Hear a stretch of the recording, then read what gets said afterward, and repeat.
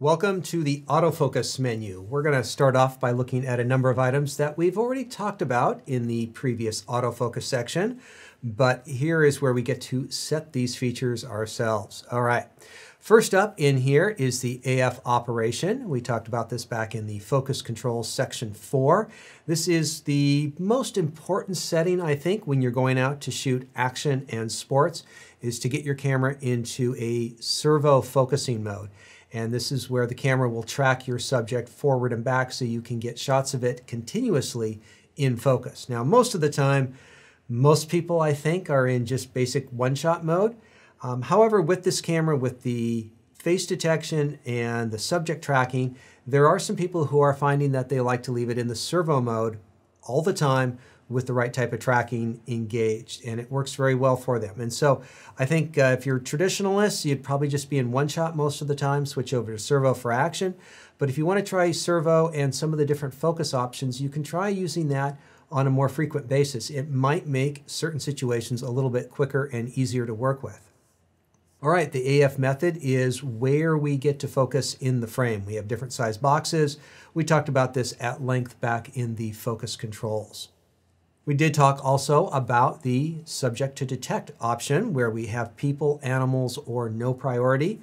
So it really depends. Are you a portrait photographer, wildlife photographer, or maybe you go back and forth and just leave it on no priority, and it will seek out faces. Even if you have it set to no priority, it will just look for any face that it can. It's just not nearly as sticky as when you have one of those other settings set. So this just greatly depends on where you are going to be using the camera. The eye detection is something I would generally leave on most of the time. I'm not able to come up with a lot of good reasons why to turn this off, because if you are focusing on a face, you generally want the eyes in focus. But I guess that's it right there. If you want to focus on a face and you're more interested in the ears or the nose, then you wouldn't want to turn on the eye detection. But I think for most people, you're probably going to want to leave that one turned on for the faces. Now, the continuous AF mode is a terrible mode. It is something that you definitely want to disable unless there's a really special circumstance. And so what this does is as soon as you turn the camera on, it starts to focus, whether you're pressing any button on the camera at all. And in theory, you could just hold the camera up and it would start focusing on a subject.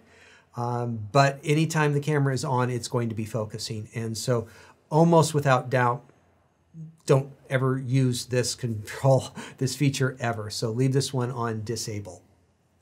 Touch and drag AF settings. Okay, so if you want to use the screen on the back of the camera as essentially like a touch pad on a computer, you can set it up for that in here. So touch and drag allows you to touch the screen and drag left, right, up and down to reposition the focusing point that you have enabled. And so once again, our camp is going to be split into two people who love touch screens and people who don't. That's fine. You can turn this feature on and off as you wish. So if you do want to use it, you can choose the positioning method as in relative or absolute. Absolute looks exactly where your finger is on the frame. You're in the top left, okay, that's where it goes. You move down a little bit, it's going to go from the top left down a little bit. Relative is just wherever your finger is and where it moves to. Oh, it moved a little bit up to the left, so it moves the focusing point from wherever it was a little bit up to the left. And so relative works the way most normal mouses do, and so I think most people are going to feel comfortable with that setup.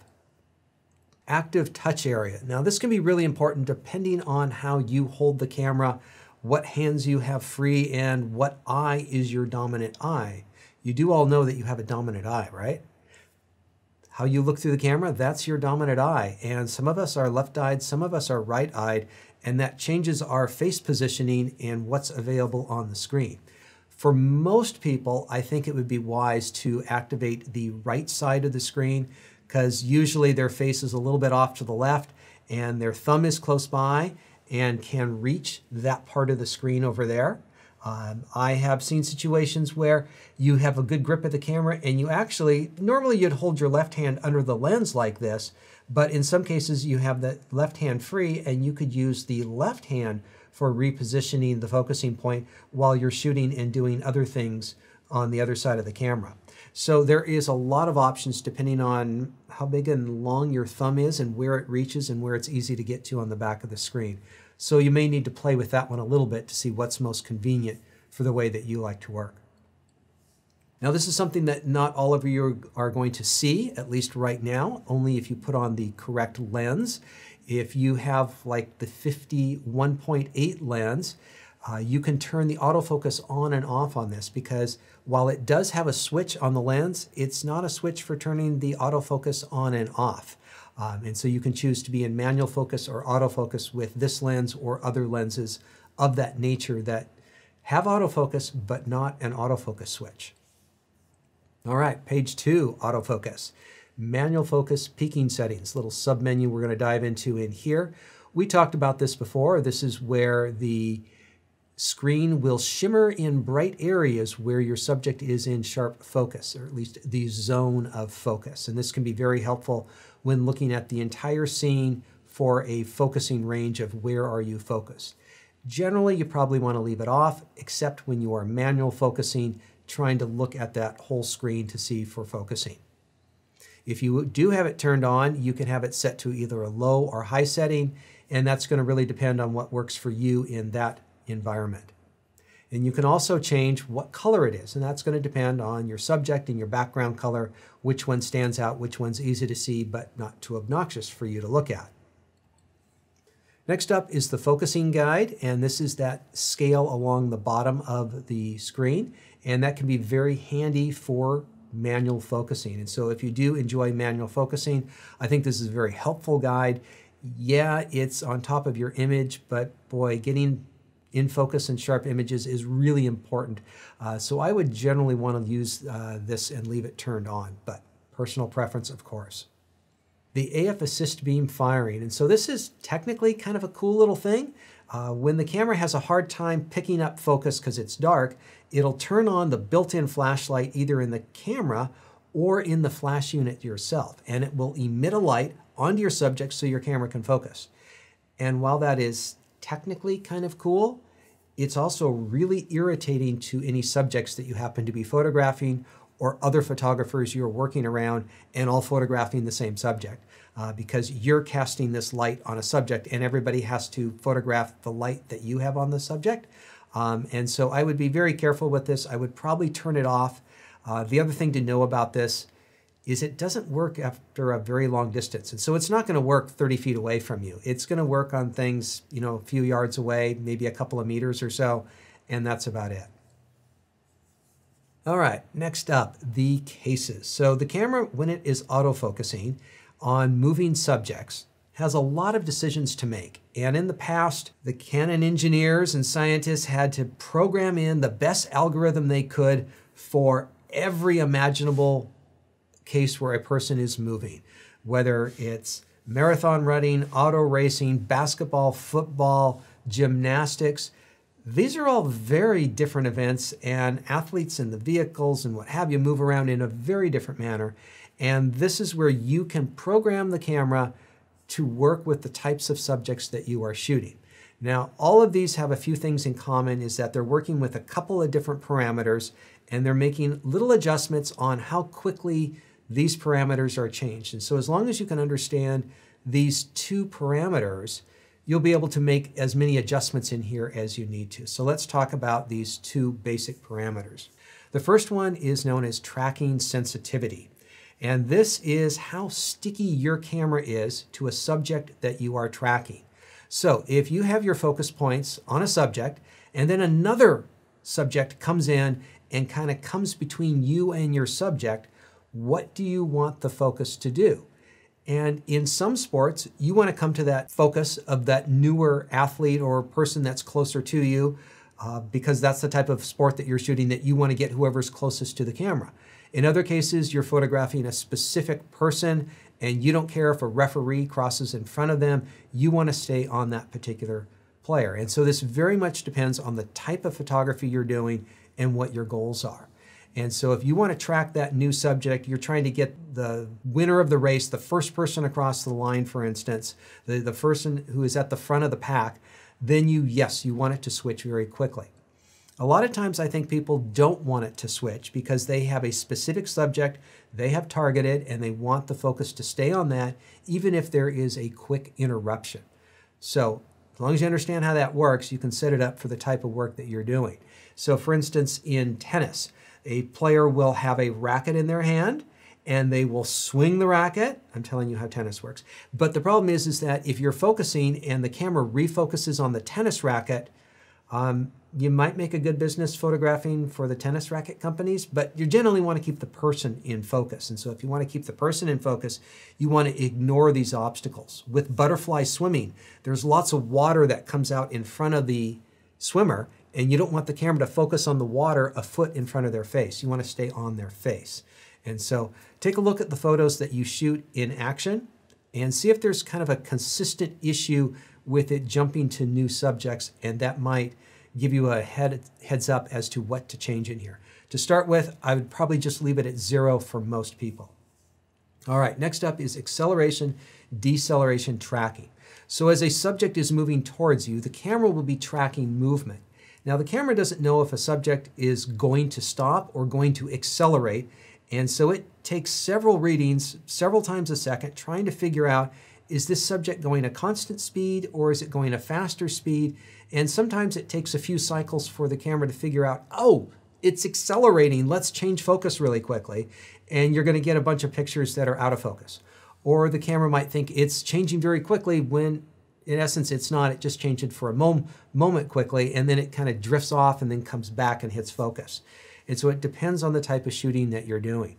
And so if you're shooting auto racing and marathon running, those are races where the athletes, your subjects, are going kind of a consistent pace. They're not changing that much over the course of time. Maybe a little difference at the start and a little at the finish, but generally pretty steady. And so no, your subjects are not changing. You want it to stay very steady. For subjects that are changing very quickly, pretty much any field sport where players stop and start running in a field and start changing directions can be an issue where you want to have that change a little bit more quickly. So pretty easy to understand these, but it's a little bit harder when you are looking at your photos trying to figure out where did the problem come on. And so what you want to look for is consistent results, either good or bad, to let you know what's going on with your particular camera. And so as you get through these 4 different cases, you'll see that each of these have a slightly different parameter set with a slightly different priority. So you can choose one of these options, or you can go in and modify one of these options if it's not quite right for you. You can see how they kind of have these tick marks a little off to 1+ or off to the minus side. And if it's not going far enough for you, you can actually go a little bit further to have it a little bit more sensitive to change in that regard. And so it's something that most people shooting average photography is not going to need to worry about. If you are shooting an action sport consistently, that's when you really want to be taking a look at your results to see if they're consistently good. And if not, you can come in here, choose a different case, make a little adjustment, and get it dialed in just right. We also have an auto setting if you just shoot a wide variety of things, and the camera will try to do its best to pick up on whatever is going on. All right, on to page 4, lens electronic manual focus. And so if you have one of the lenses that has electronic focus and you press down to focus, do you want to be able to grab the focusing ring and adjust the focus after the camera has focused? And there's some more advanced photographers that like to be able to do this. There's other photographers that don't want to be able to touch the lens and have it do anything. And so it depends on how you like to work with manual focus once you have done your one-shot autofocus.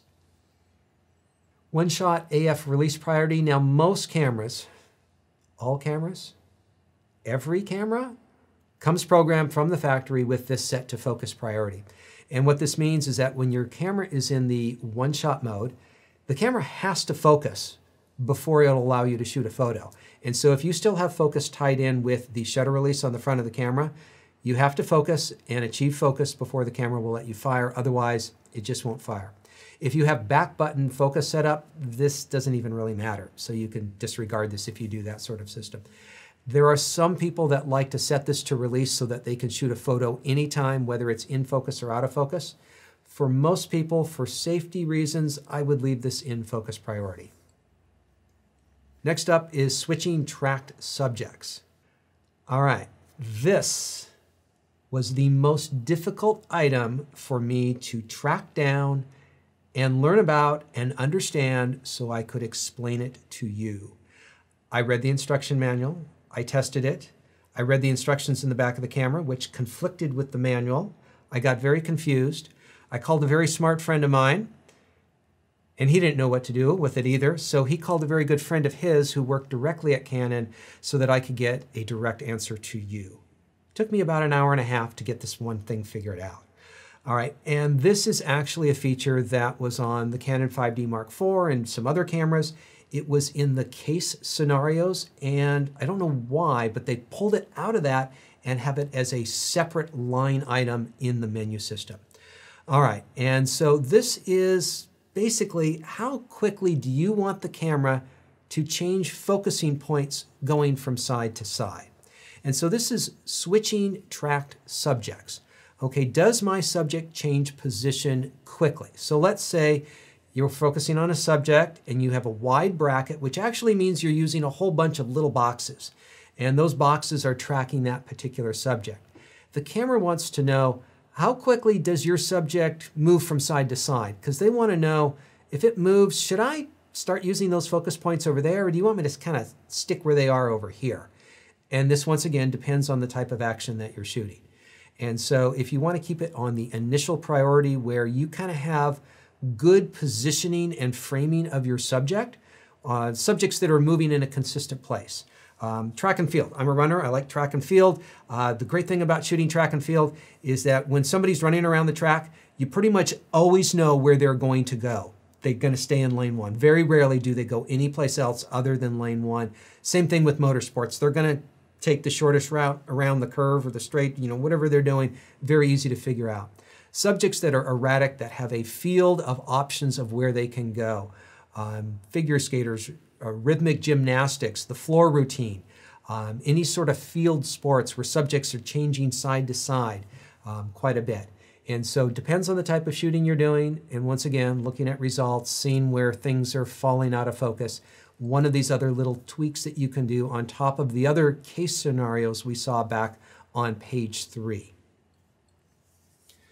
All right, next up, lens drive when the AF is impossible. This is for you birding photographers. So those of you with really big telephoto lenses, what happens, for those of you who don't know, when you're working with a big telephoto lens and you focus on infinity or something out far away and it can't find it, the camera or the camera and lens will sometimes come all the way back to minimum distance where there is nothing anywhere close to you before going all the way back out, and this focus racking can take a long time.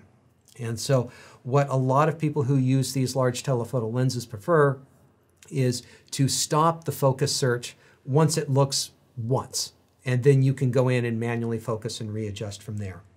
But if you're using a normal lens, a 24 to 105, a 70 to 200 type lens, you kind of just want it to search. It'll maybe find it on the second or the third time around. It'll probably find it on the first time. But if you're good at positioning the bracketed focus area on an area that has subject, it should get it the first time. But in this case, if you have a big telephoto lens, that's where you might want to turn this off.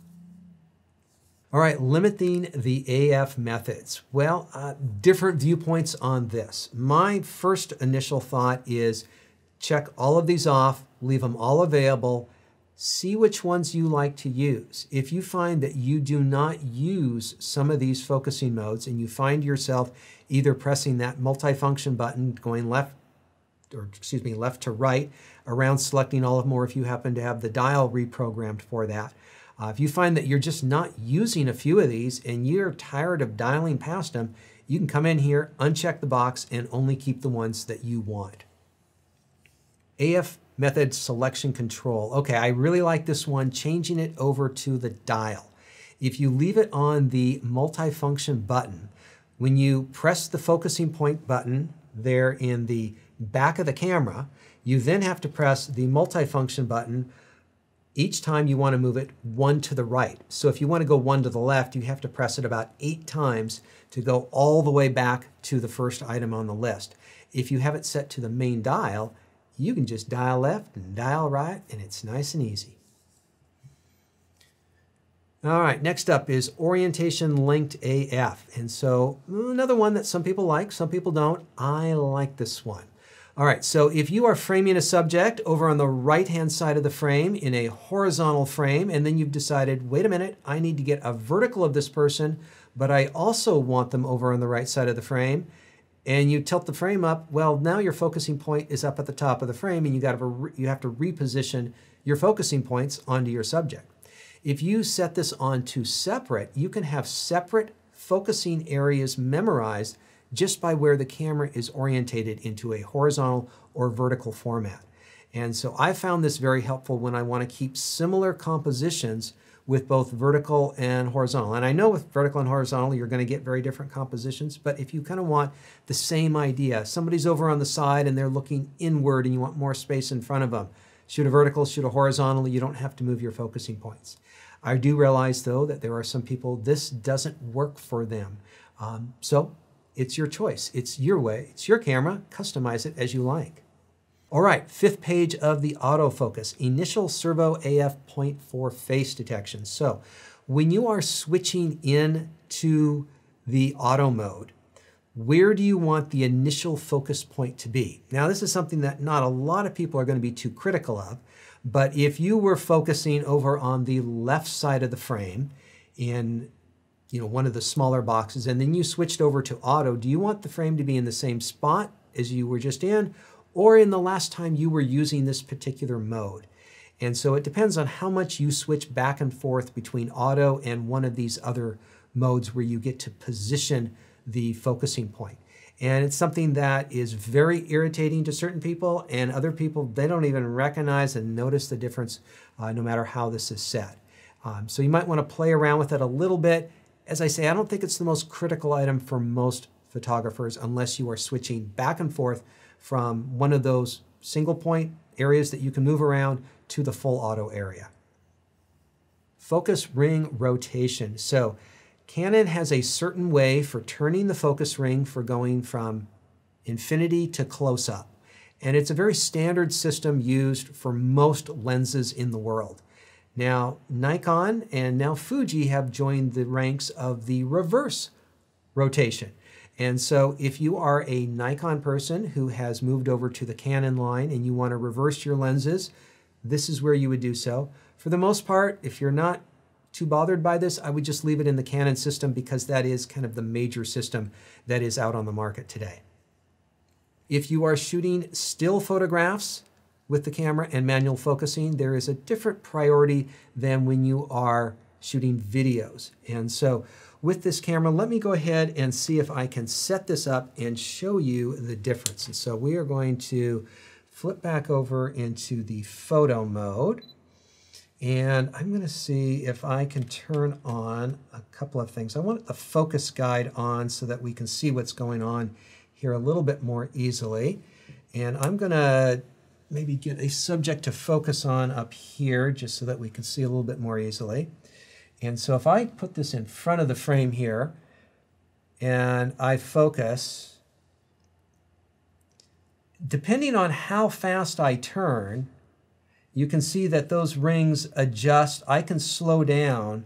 So if I want to go from my far point very quickly to the near point, and then I want to move very slowly, as a still photographer, I love this because I can go extremely slow. You can see how much my fingers are moving on the lens here in order to get this correct. And so I have a lot of twisting in order to nail that focus point right there. All right, so let's go ahead and go to page 5 of this, and let's change the sensitivity to rotation degree. Now this would be better for somebody shooting movies, and they want to rack focus from our front subject, actually going the wrong direction there, to our back subject here. And so here, it doesn't matter how fast you move the ring, it's always going to be the same spot. So let's get this set up. So my thumb is up here straight on top, And as I move it around, trying not to move my thumb, there's the back point in focus. And if I move it all the way back around, I haven't moved my thumb right to the top, it's going to go exactly where the near one is. And so I can go back and forth between these two subjects, and the focus ring is moving the exact same rotation around the lens. And that's great when you're shooting movies and you're trying to move focus from A to B, and you're trying to do things at an exact pace and hit an exact mark on there. So it's a very different style of focusing. Some people prefer that for manual focus, but it's great to have those options in there because it works really well in this camera in both scenarios. All right, the sensitivity for the AF point select. So that little joystick on the back of the camera, how quickly do you like it to move from side to side? It's got a setting where you can slow it up a little bit and be more precise, or you can speed it up to get from one side to the other a little bit more quickly. Very personal choice there. Electronic full-time manual focus is for some of the old school lenses now, the EF lenses that had these focus by wire systems in it. And so do you want to be able to manually focus these lenses anytime, or only when the lenses are in the manual focus operation here? So this applies to a very select few of these EF lenses that are adapted with the lens adapter on the camera. All right, let's talk about a couple of items that you will only find when you have your camera in the movie mode and then in the autofocus menu, okay? So if you have your camera flipped over to the movie mode, you can come on down to page 1, and there is Movie Servo AF. This is where the camera will focus all the time. And if you just want to take simple video and you want to let the camera do everything for you, you're just going to point the camera around and you just focus on whatever you need to camera, get me the video, then you want to leave this on enable. It is a very amateur way in which to shoot video, but it's also very simple and easy. For those of you who are trying to shoot quality video, you don't want this at all. You want to be able to focus either manually yourself, or you want to choose a subject to focus on, have it focus on that subject and stop. And so most people, I think, are going to want to put this on disable. All right, over on page 3, Movie Servo AF speed, how fast the lens focuses. All right, so I think they should have reversed the order, because I would like to talk about this reverse order, but when do you want this activated? You can do it always or only when you are shooting. This will make more sense in the next setting. So you can change the focusing speed. And generally speaking, we like lenses that focus really quickly in still photography. But in movies, and when you're shooting a clip, a shot, and the focus changes, if it changes too quick, it can be disruptive to the scene depending on the type of scene it is.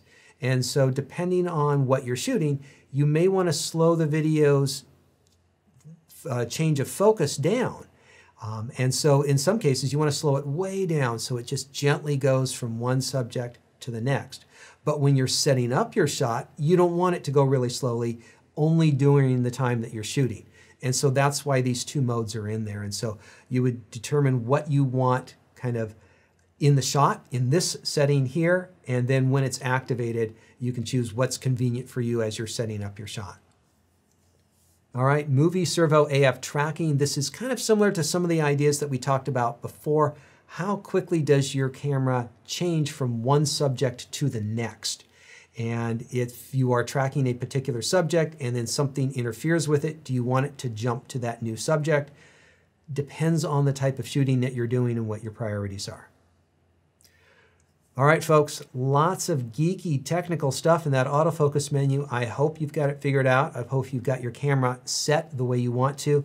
I think there's a few things that you're going to want to come back and check on after a few months of shooting to see if they're exactly where you still want them to be.